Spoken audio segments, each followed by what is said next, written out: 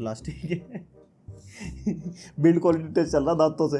तो भाई अभी रिसेंट टाइम्स में हमने इतने सारे thin and light laptop review करे, वो ही इंटेल कोर अल्ट्रा सीरीज के साथ, बट लेकिन लैपटॉप ही रिव्यू करे हैं, वही मतलब सिंगल स्क्रीन कीबोर्ड नॉर्मल जैसा लैपटॉप होता है। लेकिन जैसे कि आपने टाइटल थंबनेल देख लिया होगा, आज जो हमारे पास भाई लैपटॉप है ना, इसके अंदर है 2 फुल फ्लेजेड ओलेड डिस्प्ले, बीच में कीबोर्ड की attachment, ultra series processor, Intel evo certified और भी पता नहीं क्या क्या, सारा कुछ इस वीडियो में कवर करेंगे। एंड देखो भाई साहब, प्राइसिंग है तो डिस्क्रिप्शन में क्लिक करके देख लो, मजा पुराने वाला वीडियो में, और जो मजे लेने वाले वो भी देखेंगे। और इसको लेने वाले लोग ना बहुत कम है इस दुनिया में, बहुत कम लोगों को लैपटॉप टारगेट करता है, लेकिन काफी सही सही चीजें हैं इसके अंदर। मतलब वो आपकी प्रोडक्टिविटी को कैसे इंक्रीज करेगा, क्या क्या आप इसमें एक्स्ट्रा कर सकते हो, क्या एक आपके पास +1 होगा इस लैपटॉप के साथ, वो आपको मैं दिखाऊंगा। यहां पे भैया एक बड़ा बड़ा सा ब्राउन बॉक्स है और उसके अंदर से एक छोटा काला बॉक्स है। ओहो, ज़ेनबुक का फुल यहाँ पे निशान निशान बन रखे हैं। और उसके अलावा हमारे को एक स्लीव भी मिल जाएगी और एक छोटा सा बॉक्स और है। एक तो चार्जर मिल जाएगा 65 वॉट का, और भाई आप चार्जर देख रहे हो कितना छोटा सा, इतना स्मार्टफोन का चार्जर होता है वैसा चार्जर मिलेगा, और साथ में एक type C type C cable. और भाई जैसे कि ज़ेनबुक सीरीज और फुल टच वाला मामला है, तो एसूस का पेन 2.0 भी मिलेगा फॉर कलाकारी वाला हिसाब किताब। हो, ये चीज अच्छी लगती है भाई, डब्बा खोलो लैपटॉप उठ के ऊपर आ जाता है। एंड ये रही हमारी फाइनली मशीनरी। दिखने में लग रहा होगा भैया नॉर्मल लैपटॉप की तरह ही है, ऐसे जैसे खोलेंगे भी तो भी आपको लगेगा ये तो नॉर्मल लैपटॉप। ओए ऑन पड़ा लैपटॉप, टेस्टिंग चालू थी ना भाई साहब, अब ऐसे थोड़ी डब्बा तुम्हारे लिए पैक कर देते हैं, डब्बा खोलने मजा आता है। और थोड़ी बहुत यहाँ पे पुस्तकें मिल जाएंगी।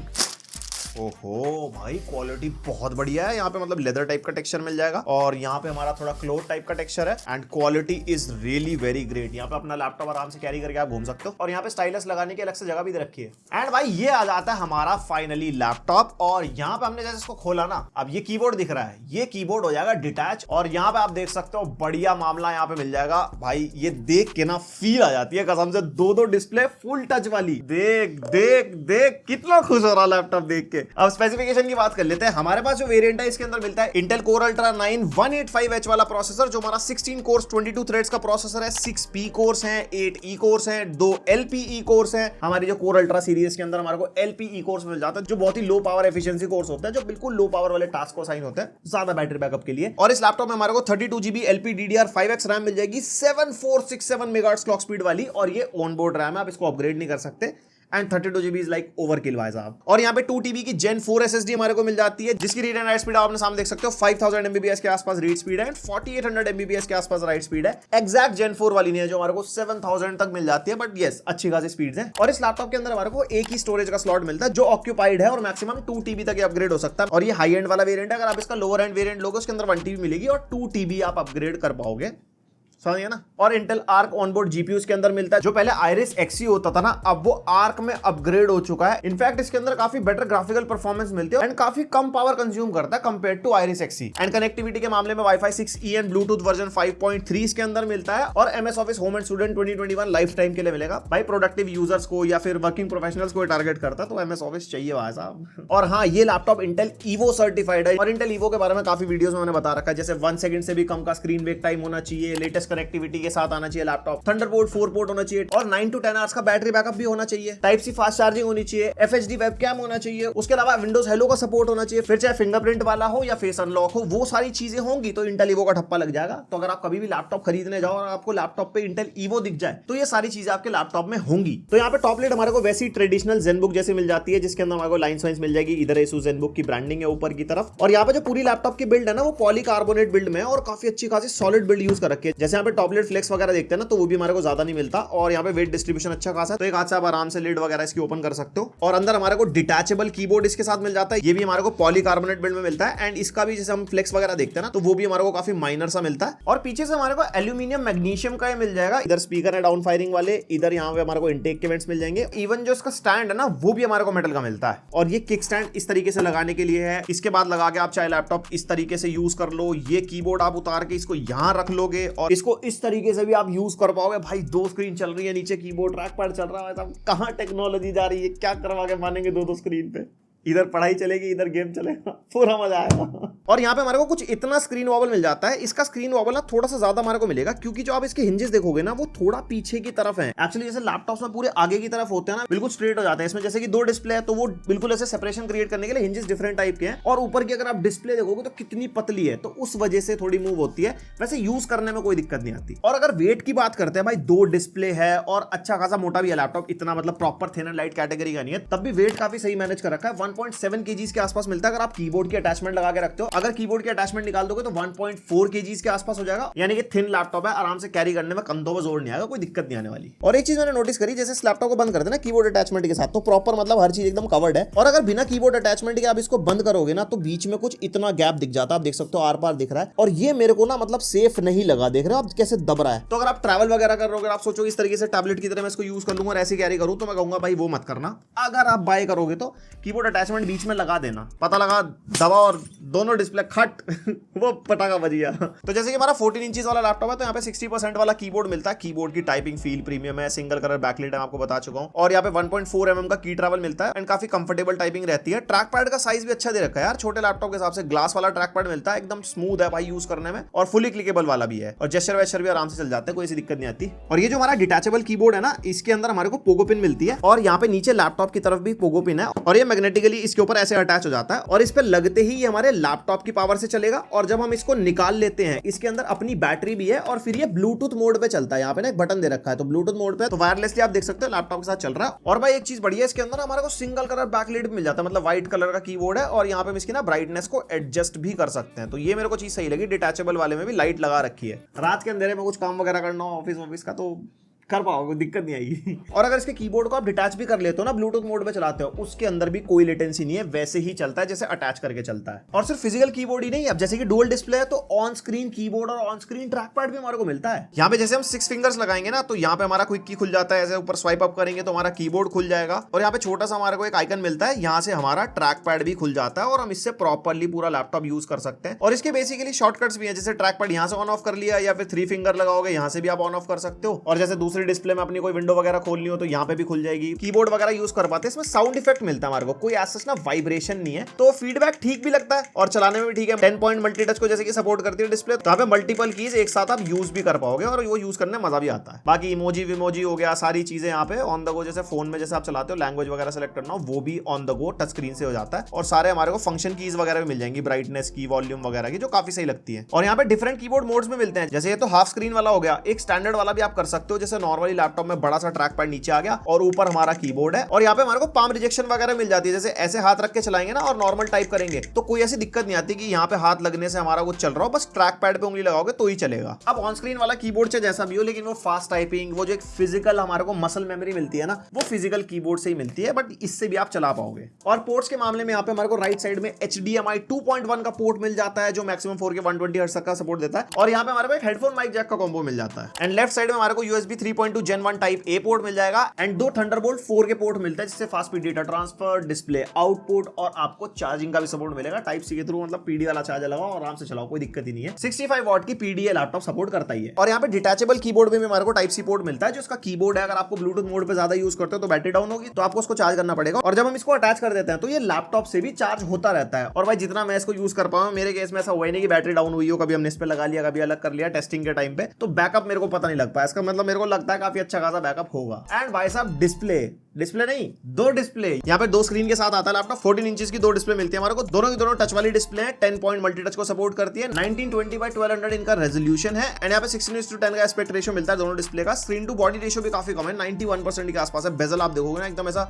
बढ़िया बेजल जैसा डिजाइन है। और यहाँ पे पीक ब्राइटनेस ब्रांड ने मेंशन करी है 500 निट्स की, बट हमने इसको टेस्ट करा था 350 निट्स के आसपास की ब्राइटनेस निकल के आई, एंड 500 निट्स बल्कि उससे ऊपर की ब्राइटनेस भी आ रही थी। अगर आप HDR कंटेंट प्ले करते हो, हमने लक्स मीटर से टेस्ट करा था, तो इवन 700 निट्स तक भी वो जा रहा था। एंड यस HDR10 का सपोर्ट है इसके अंदर, प्लस डॉल्बी विजन का भी सपोर्ट है, तो आप कंटेंट वगैरह देखोगे ना, भाई स्वाद आ जाता है डिस्प्ले के ऊपर एंड अच्छी खासी ब्राइट फील होती है डिस्प्ले। ओलेड है ना, मतलब नंबर में जैसे टेस्टिंग वाला नंबर मुझे कम लग रहा था, लेकिन लिटरली यहाँ पे अच्छी ब्राइटनेस पुश करती है ये। और भाई कलर एक्यूरेट डिस्प्ले है दोनों की दोनों। 100% sRGB है, 98% Adobe RGB है, 100% DCI P3 है एंड 97% NTSC है एंड डेल्टा E <1 के साथ आती है। मतलब बहुत ही ज्यादा कलर एक्यूरेट डिस्प्ले है। आप फोटो एडिटिंग करोगे, वीडियो एडिटिंग करोगे, उसके अंदर आपको भाई अल्टीमेट लेवल की कलर ग्रेडिंग करनी है, इस डिस्प्ले से आप डिसअपॉइंट नहीं होगे, आप बढ़िया काम इसके ऊपर कर सकते हो। बाकी डॉल्बी विजन के साथ साथ visa display HDR true black 500 certified है, पैंटोन वैलिडेटेड है। पैंटोन का वैलिडेशन तभी मिलता है जब बहुत ही ज्यादा कलर एक्यूरेट डिस्प्ले होती है एंड लो ब्लू लाइट वाला सिस्टम है, तो अगर आप ज्यादा चलाओगे डिस्प्ले वगैरह आपकी आंखों पे मतलब जोर वोर नहीं पड़ेगा, एकदम सेफ रहेगा हिसाब किताब। और भाई जैसे कि टच डिस्प्ले है दोनों की दोनों, तो हमारे को भैया प्रोटेक्शन तो चाहिए। कॉर्निंग गोरिल्ला ग्लास की प्रोटेक्शन के साथ आते हैं, तो अगर आपका लैपटॉप गिर जाए, कुछ लग जाए इसके ऊपर, तो आपका मतलब डैमेज वगैरह नहीं होगा, बट स्टिल कांच है, थोड़ा बचा के रखना एंड स्क्रैचेस वगैरह से भी काफी हद तक प्रोटेक्शन मिल जाती है। और जैसे कि ओलेड डिस्प्ले है तो आपको भाई ग्लॉसी मिलेगी। ग्लॉसी इसलिए ताकि अपना फुल पोटेंशियल डिस्प्ले दे पाए। अगर एंटी ग्लेयर कर देता है ना तो ब्राइटनेस और कलर एक्यूरेसी काफी हद तक तो वैसे ही खत्म हो जाती है। और ओलेड डिस्प्ले हमारे को हमेशा ग्लॉसी में मिलती है। एंड ओलेड डिस्प्ले के साथ एक और टेंशन आती है भैया, ओलेड बर्न का सिस्टम क्या है, तो भाई एसूस ने उसके पूरे मेजर्स ले रखे हैं। माई एसूस ऐप के अंदर हमारे को फ्लिकर फ्री डिमिंग का ऑप्शन मिलता है, पिक्सल रिफ्रेश हो जाता है, ऑटोमेटिकली टास्क बार वगैरह हाइड करने का ऑप्शन है एंड स्क्रीन सेवर आप लगा लो अपने। अगर आपके पास ओलेड वाला लैपटॉप है, एक ही चीज चल रही होती है ना हमारे स्क्रीन के ऊपर, तो बर्न हो जाती है और एक जगह छप जाती है। तो अगर आपका स्क्रीन सेवर चलेगा ना तो पिक्सल रिफ्रेश हो जाते हैं। और मेरा तो कहना ये है, ओलेड वाला चाहे फोन हो चाहे लैपटॉप हो, 1 घंटा या 1.5 घंटे बाद या तो स्क्रीन आप ऑफ कर दो या उसके ऊपर एक स्क्रीन सेवर चला दो, ताकि आपके सारे पिक्सल रिफ्रेश हो जाए।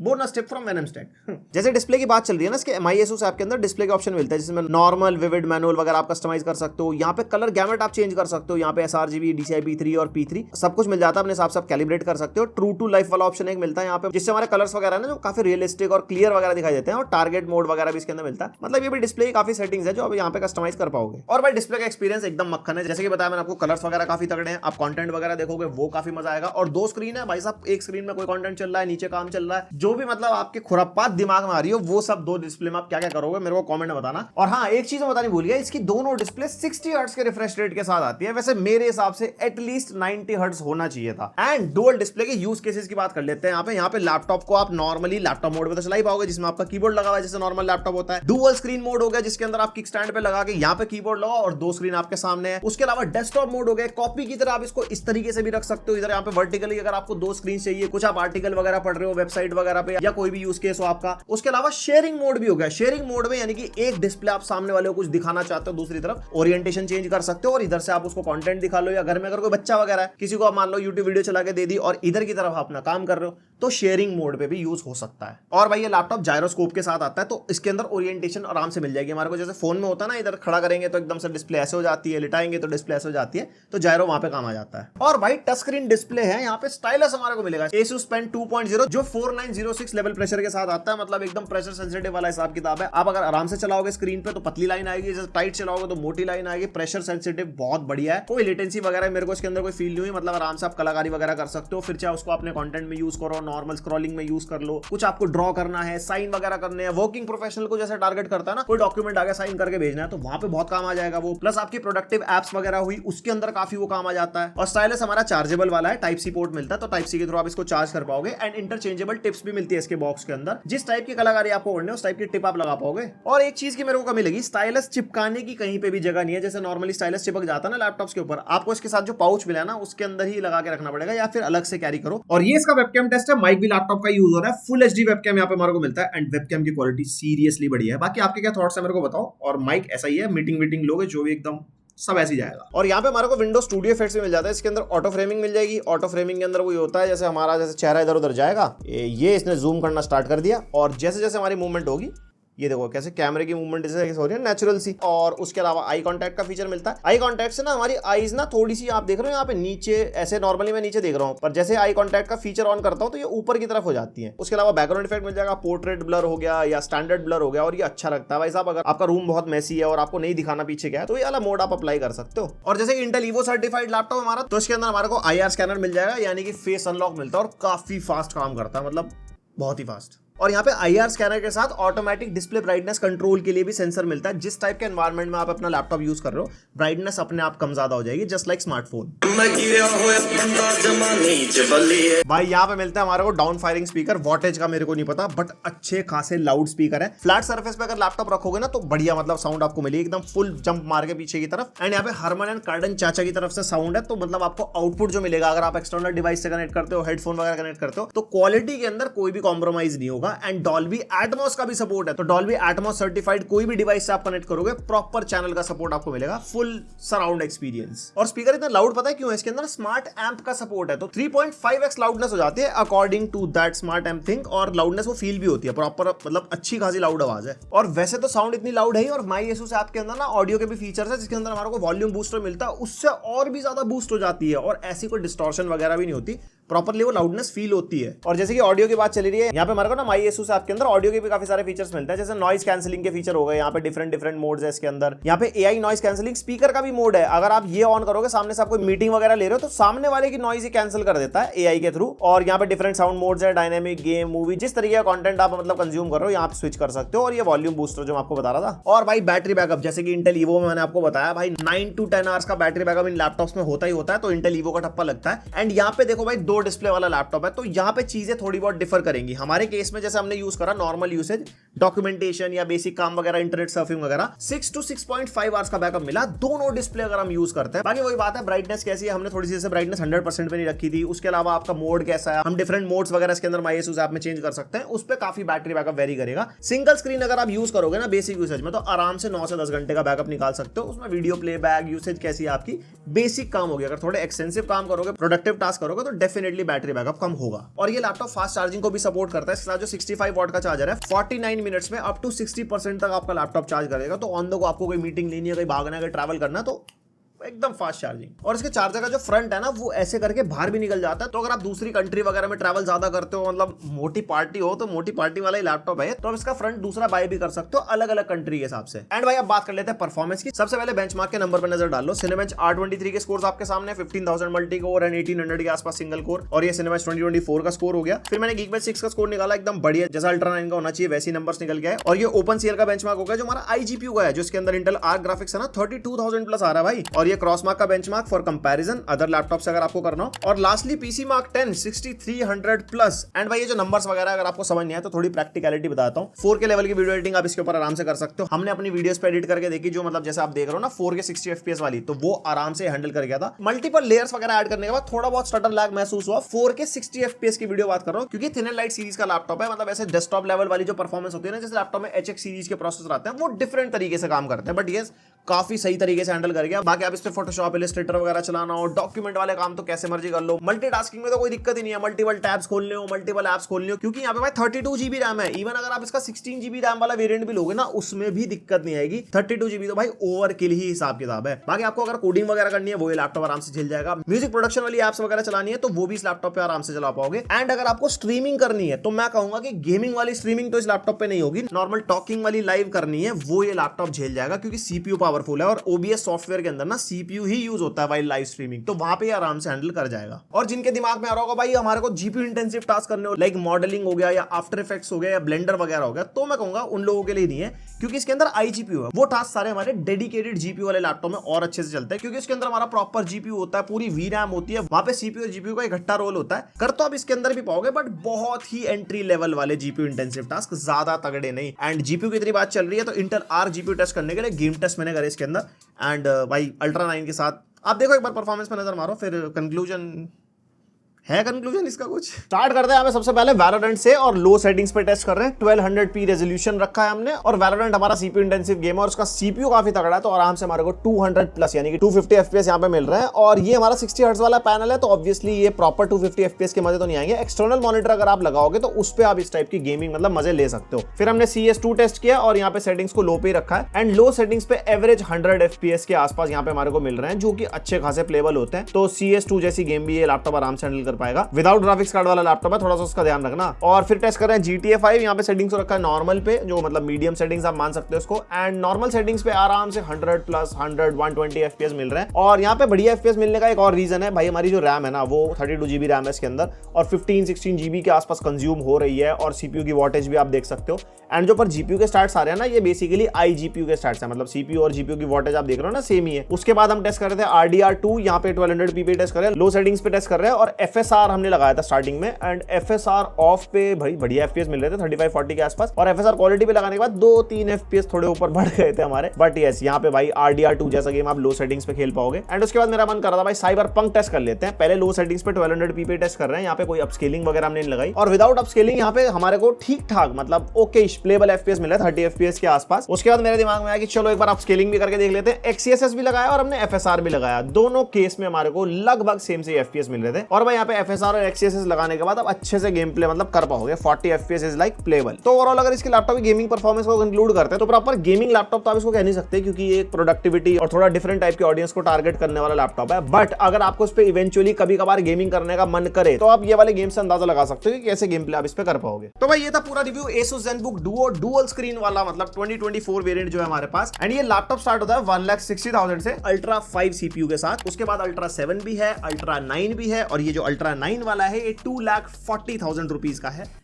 यस, थोड़ा एक्सपेंसिव मामला है, 2 स्क्रीन है, इतनी सारी चीजें हैं, एकदम वो वाले फीचर है, और बहुत ही डिफरेंट ऑडियंस को ये टारगेट करता है। बहुत ही मतलब जैसे मोटी पार्टी CEO कोई ऑफिस में जिनको विंडोज लैपटॉप ही चलाना है, और बढ़िया एकदम डबल स्क्रीन फुल फ्लैक्स एकदम। अगर 2 स्क्रीन का बहुत ज्यादा काम है, कुछ मतलब मल्टीपल तरीके से आप अपना लैपटॉप यूज करना चाहोगे तो वहां पे ये काम आएगा। तो आप में से कौन ऐसा कोठी बंगले वाला है जो ये लैपटॉप मतलब लेना चाहेगा, और आपको लगता है कि हाँ सच में, क्योंकि यूजर्स तो है ना भाई मार्केट में, तभी तो ब्रांड बना रहा है। और जिनको देख के मजा आया, एकदम फुल मजेदार वाली जो ऑडियंस बैठी है, तो वो तो पहली बात तो लाइक मार दो, पहली बार है सब्सक्राइब मार दो, और कमेंट करके बताओ आपको लैपटॉप कैसा लगा। लिंक सारे डिस्क्रिप्शन में दे दूंगा, वहां पे जाके चेकआउट कर लेना। एंड मिलते हैं नेक्स्ट वीडियो तक के लिए, bye. I wanna put up all my walls 'cause I'm not in the mood, but then I cut myself off from the rest of the room. I know that time can heal it all if you're